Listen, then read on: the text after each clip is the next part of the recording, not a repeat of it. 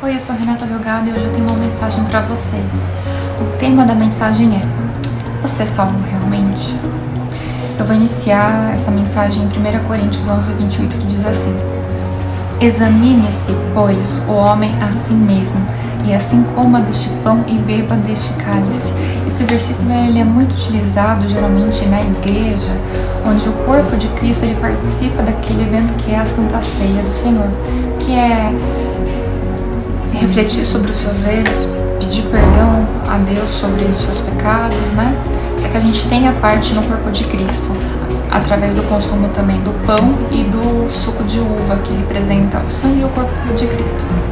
Mas eu quero chamar a sua atenção que esse versículo ele não é só para ser utilizado no período da Santa Ceia. Aqui está dizendo: examine-se, pois, o homem a si mesmo.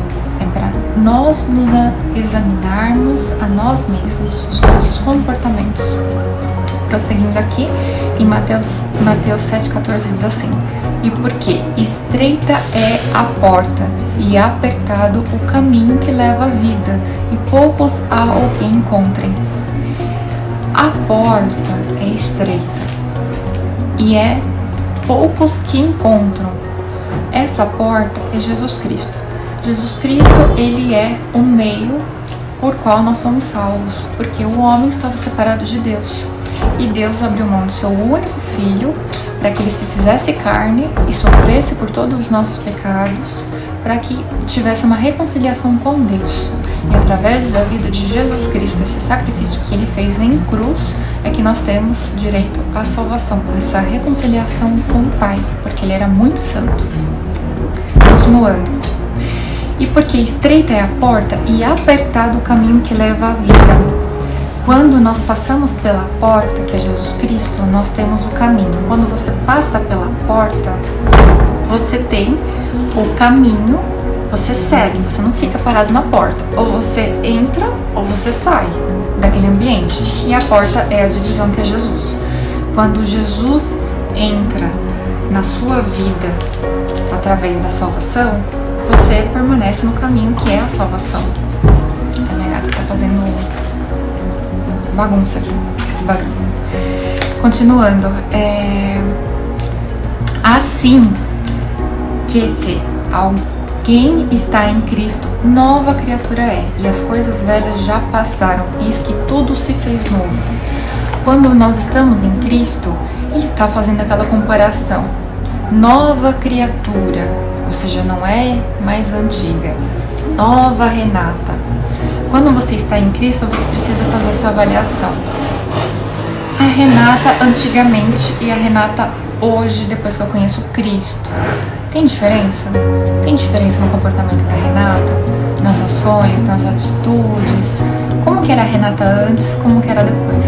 A Renata antes era nervosa, era sentimental, era mentirosa. E hoje, a Renata continua sendo estressada, continua sendo mentirosa. Como que há? Há uma diferença? Precisa verificar se há essa diferença, porque aqui na palavra diz que quando nós estamos em Cristo, nós somos nova criatura. Nova não tem nada a ver com a antiga, é uma nova, é uma outra coisa. Nós somos recriados em Cristo. Isso diz nas nossas atitudes, né? Claro que ninguém muda da água pro vinho do dia pra noite, né? Quando Jesus entra, quando é mudança de caráter, quando é mudança de comportamento, tem um trabalhar de Deus. Mas a pessoa que tem uma diferença aí de o que era antes, antigo, e o que é o novo. A gente precisa avaliar isso em nós, nos nossos comportamentos. Examine-se o homem a si mesmo. Continuando aqui. Mateus 12:33. Ou dizeis que a árvore é boa e seu fruto bom, ou dizeis que a árvore é má e seu fruto é mau, porque pelo fruto se conhece a árvore. Se é um fruto bom, você entende que aquela árvore é uma boa árvore porque ela fornece frutos bons. E aqui está fazendo uma clara separação, que não tem como uma boa árvore produzir frutos ruins, né? Então, nós temos que avaliar se nós estamos produzindo frutos bons, né? Todas as nossas ações, quem nós somos, se os nossos comportamentos são carnais, se não são, porque nós somos uma nova criatura em Cristo Jesus. Continuando aqui, Mateus 7, 21 diz assim: nem todo que me diz Senhor, Senhor entrará no reino dos céus, mas aquele que faz a vontade do meu Pai que está nos céus. Todo mundo sabe que quando uma pessoa falece, a pessoa geralmente, se ela tem bens, é feito um documento que se chama testamento. Testamento é a vontade daquele indivíduo de identificar para quais beneficiários que vão receber aqueles determinados bens, né? Se são os filhos, se são netos. Ele vai dedicar aquele bem, né, para aquela determinada pessoa. É a vontade da pessoa. E aqui, como que nós sabemos a vontade de Deus, né? Que tá falando assim, aquele que faz a vontade do meu Pai que está no céu. Aqui na Bíblia tá separado por índice, Antigo Testamento e Novo Testamento. Então aqui tem todas as diretrizes de quais são os desejos do Senhor sobre as nossas vidas. Aqui tem o que não fazer e o que fazer também, né? Então, por isso que nós precisamos nos atentar a este livro, que é tão importante para nós, cristãos. Muitos me dirão naquele dia: Senhor, Senhor, não profetizamos nós em Teu nome? E em Teu nome não expulsamos demônios? E em Teu nome não fizemos muitas maravilhas? E então lhes direi abertamente: nunca vos conheci. Apartai-vos de mim, vós que praticais a iniquidade. Iniquidade é tudo que está contrário à palavra de Deus. Se Deus te traz um mandamento, uma orientação que você não tem que fazer aquela ação, aquele ato, aquele pensamento, você tem que acatar a vontade de Deus. Porque se você não acatar a vontade de Deus, você não vai para o reino de Deus. Não. Muitos cristãos acreditam que quando a pessoa está se convertendo, né, tem aquela oração que é o momento do apelo, geralmente praticado nas igrejas, né, que é quando a pessoa pede perdão para Deus sobre os seus pecados e aceita Jesus como o Senhor e Salvador da sua vida, o único Senhor e Salvador. E depois disso vem o processo do batismo nas águas também, né, que é aquele evento onde todos reconhecem que a pessoa ela é daquela determinada religião, né? Que a pessoa aceitou aquele critério, né? Aquele processo de ser batizado nas águas. Isso está na Bíblia, as duas, né? A oração, tanto quanto a oração, né? Que diz que aceita Jesus como Senhor e Salvador, quanto o batismo está na Bíblia, está correto. Mas não vai parar por aí, porque quando você conhece Jesus, você não fica na porta, você segue o caminho. E o caminho, você precisa ter entendimento que o caminho é estreito. Então, se você tem bagagens volumosas, não vão passar com você. Essas bagagens representam o quê? Tudo que é de você desde o seu nascimento até o dia de hoje, né?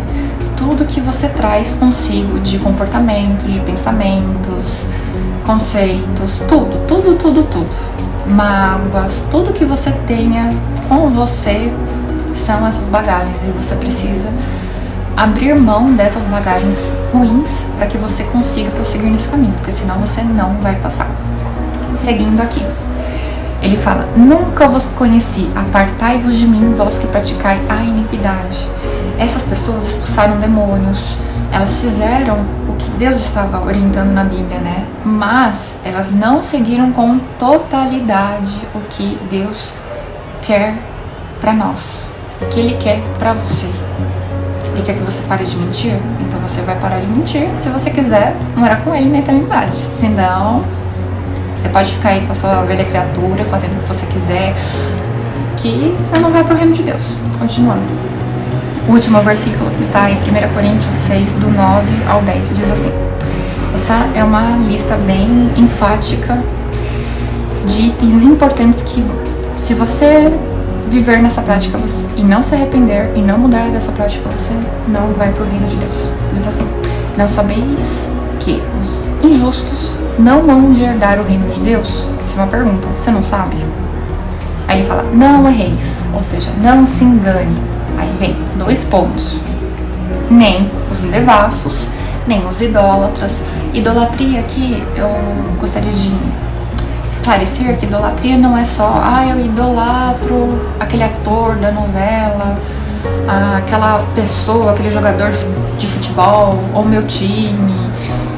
Idolatria aqui pode ser diversas coisas, é tudo que ocupa o lugar de Deus na sua vida. É tudo que você dá primazia.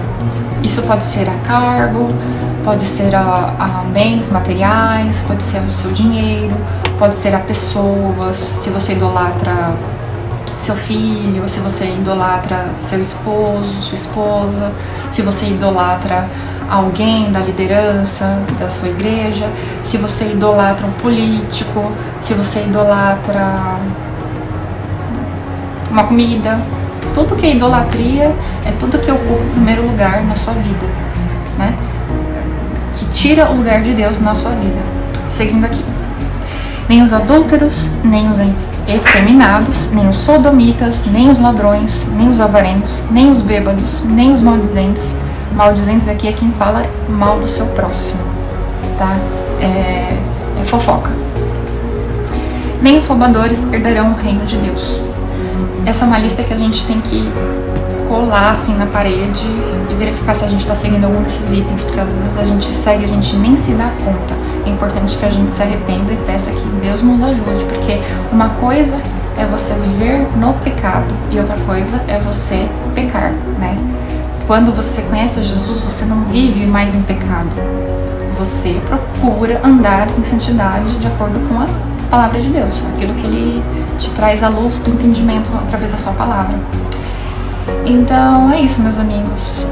Vamos nos examinar, verificar onde nós estamos errando sempre e procurar com Deus para sair daquela questão, né? Porque Deus é que nos transforma, é através, não é por força nem por violência, pelo Espírito de Deus. É pelo Espírito de Deus que nós vamos sendo transformados dia após dia, para que a gente consiga percorrer esse caminho da salvação, esse caminho que é estreito, tá? E eu espero que essa palavra tenha falado ao seu coração, assim como falou o meu, e que nos edifique cada dia mais, né? Que Deus abra os nossos olhos para o que Ele quer das nossas vidas, né?